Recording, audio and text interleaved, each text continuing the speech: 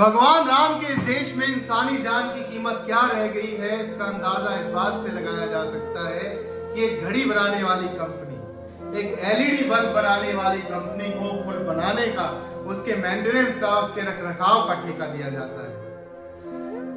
हजारों सैकड़ों लोगों की जान की परवाह किए बिना एक ऐसी कंपनी को कॉन्ट्रैक्ट दिया जाता है जिसका कोई इतिहास नहीं रहा पुल बनाने को लेकर, उसकी मेंटेनेंस को लेकर, उसके रखरखाव को लेकर, कंस्ट्रक्शन को लेकर।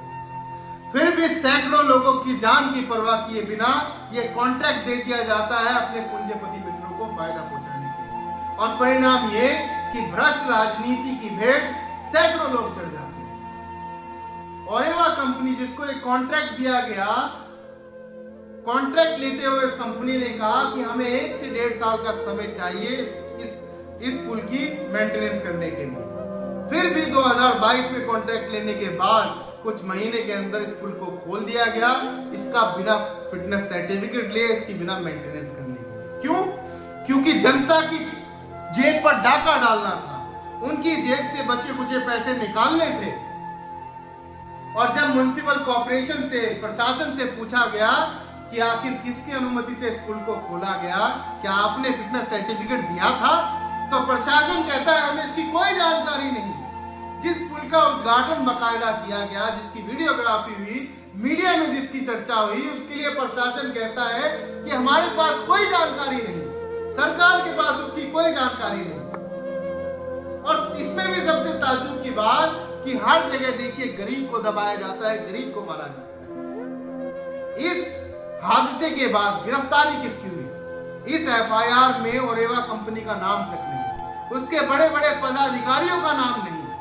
गार्ड की गिरफ्तारी हुई, जो इसने टिकट काटा उसकी गिरफ्तारी हुई, या छोटे मोटे मैनेजर की गिरफ्तारी। क्या आपको लगता है कि एक इतनी बड़ी कंपनी और इतने बड़े प्रशासन में एक गार्ड, एक टिकट काटने वाला इतना बड़ा डिसीजन ले सकता है कि पुल को कब चालू करना है, कब बंद करना है, पुल पर कितने लोग जाएंगे, कितने लोग नहीं जाएंगे? यहां पर भी गरीब को ही दबाने की कोशिश की गई है। और आज जब ओरेवा कंपनी के मैनेजर को कोर्ट में पेश किया गया तो उसने कहा कि ये तो सब भगवान की मर्जी से हुआ है।